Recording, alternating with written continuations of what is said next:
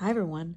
So I wanted to post a very quick video, a little quick tutorial. I'm going to start posting some tutorials on what my process is in terms of starting portraits, working through them, finishing them, the resin.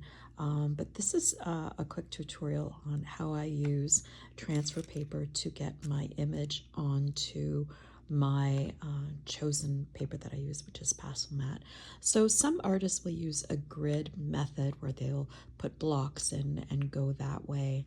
And that works for them. Some will go freehand. I was actually, when I was a little girl, I used to be able to, from the time I was a little girl, look at any photo and enlarge it to scale freehand. It was kind of freaky, but so some are able to do that. When I was an abstract artist, I mean, they have the most freedom, right, with your brushes and your paint. But when you're doing a portrait of animals, and especially I find with pets, you have to be really precise, especially with people's pets, because you have to get the eyes quite right. And I'm doing a lot of human portraits lately, so they even have to be even more right.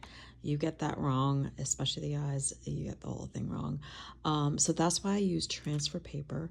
So you can see I've got, a piece of tissue paper that has my image and then the transfer paper in between. And what I will do is I will go in with a very, very sharp pencil of a brighter color. If I were to do dark on dark, I wouldn't be able to see what lines I've done and what lines I haven't. This transfer paper you can get in any art store. It comes in 2 sheets, which you can use over and over and over again. And it's like $5-6 for a pack of 2, so it's pretty economical. But again, I use a bright color so I can see where I've gone, where I haven't, and then the result is when I've gone through and touched all my lines, you don't need to use a lot of pressure, just a little bit, because what you're doing is just transferring these light little marks, your outline, the form, especially the eyes, never mind about the grass and all of that. And then that's going to transfer onto your paper there. And again, it doesn't look like a lot, and a lot of people will say, oh, you're taking a shortcut and everything. You know what? Whatever you need to do to get your piece started, the magic happens, and where your talent comes through is when you have this page and then you start with your color and your pencil, and that's when you really that's when you let your creative juices flow and everything. So that's what I do. This is my Pastel Mat. It's got a little bit of tooth to it, so it can take hundreds and hundreds and hundreds of layers that I use to create all the depth and realism.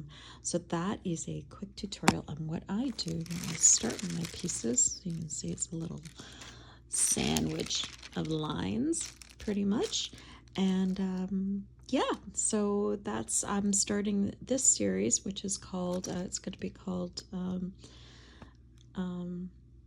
Storybook Animals. So the animals in your story, if there is these are Highland cows that we have beside our farm when we left Toronto.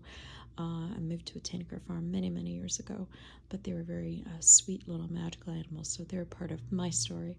So yeah, you'll see I've got 2 I sketch out at the same time, and they're going to be working. I'll be working on them together, and you'll see them come alive on the page. So that is where I am with that quick tutorial, and if this helps you, great, and have a great Monday evening, everybody, and I'll see you guys on the flip side. Bye.